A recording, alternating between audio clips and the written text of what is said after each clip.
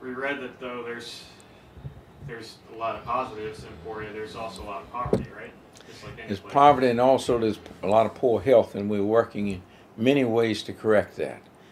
Our health is not too good in this area for a lot of people. Why is that?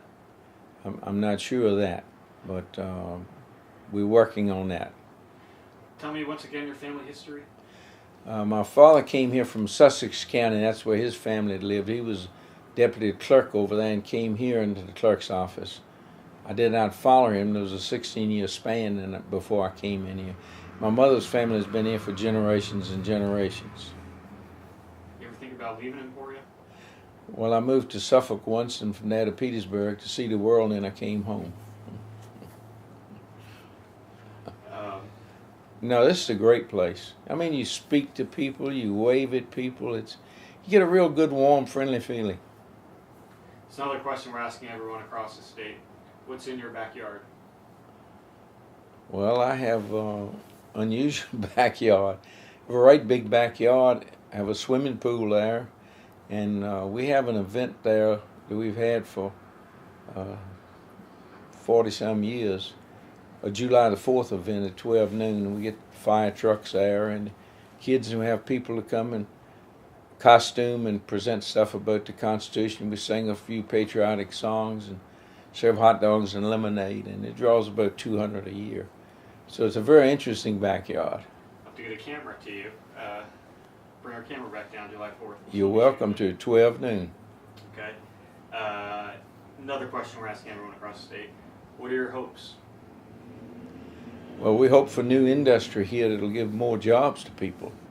I think our employment rate is not the best, but we think that a new industry will come in. You know, we're developing a mega site north of town that has the possibility to draw major industry here. The county is developing a really nice mega site. What's a mega site? It's approximately 5 miles north of here. It'll have all the facilities, have a rail track into it. It'll have all the water facilities, and it's several thousand acres. It's got real possibilities. Is that greenlit, or is that just something that's people are still talking about getting all the permits and everything? No, they're working away on it. Okay. Yes, sir. Just a couple more questions. Any other events in Emporia that you think need to be told or preserved, you know, that won't end up in a textbook? Any family stories or stories you heard of a friend that you pretty remarkable, you know, that came out from this town or happened in this town? Anything that you want to preserve at the Well, let me tell you this. For 33 years, we had a bike ride here that, for years, was the largest bike ride in Virginia, called the Great Peanut Tour. It operated out of a campground, and it drew people from 20 states. And the maximum we had was 1,600 people here, usually about 1,000 people. But it operated out of a campground that closed, and then it just didn't work after that. But it drew a lot of people here for many years. And we also have a pork festival that's been going on for years and years. It draws 10 or 15,000 people in June every year. It's a major event. What's the date of that? It's the second Wednesday in June. Second Wednesday in June. All right. Major event, and they have civic clubs and churches and the like. Each of them prepare different things for the event. It is a really major event. In the fall, we have the Peanut Festival. We have a huge parade, things in the park, fireworks, old automobile display. We have a carnival that comes here, and it's a big event. It's been going on for years and years. All right. Is there?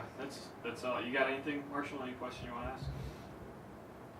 I was wondering about maybe like the history of just this stretch of road right out here. Does this used to be the center of town, right here downtown? Right. This road right here now is Main Street. At one time was Halifax Road.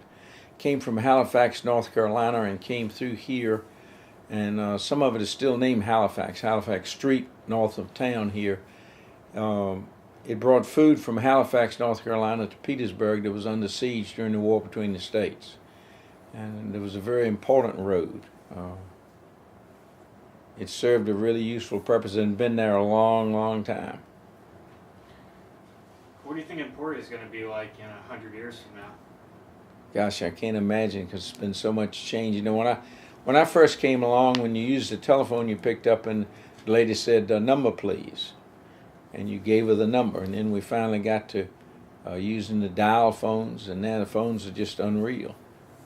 I remember in 1942, my brother was in school in University of Southern California, and we called him and we heard each operator all the way across the country connect till we finally reached Los Angeles. Now you pick up the phone and call anywhere in the world.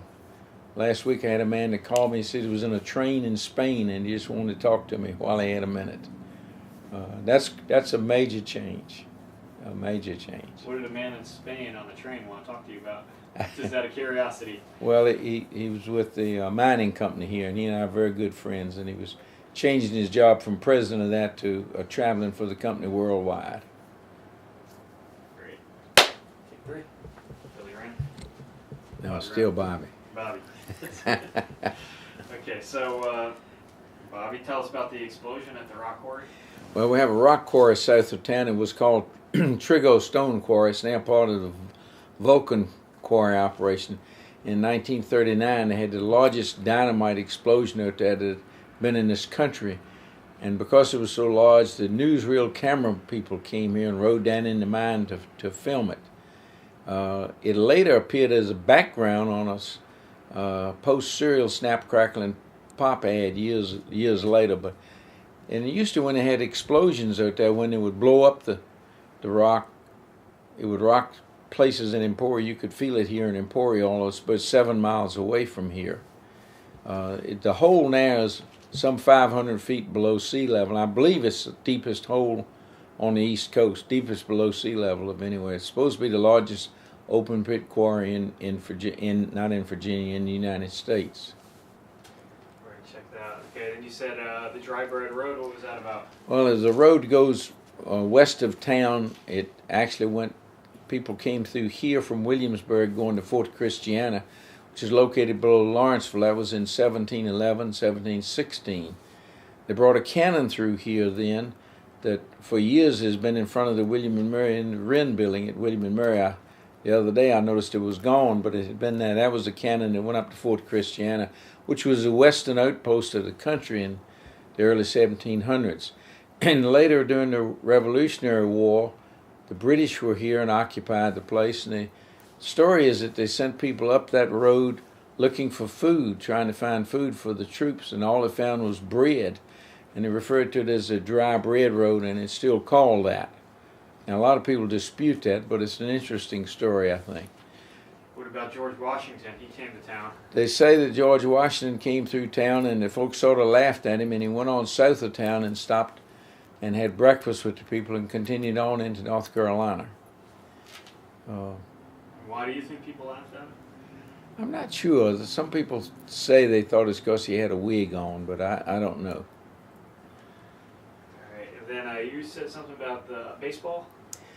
Right. We used to have baseball very active here for years, and out at a place called Slagle's Lake. It's closed now. They had a lot of games there, but the Yankee baseball team coming from Florida spring training stopped and played here several times. A fellow very famous named Rats Whitehead played out there. He was sort of well known in that era.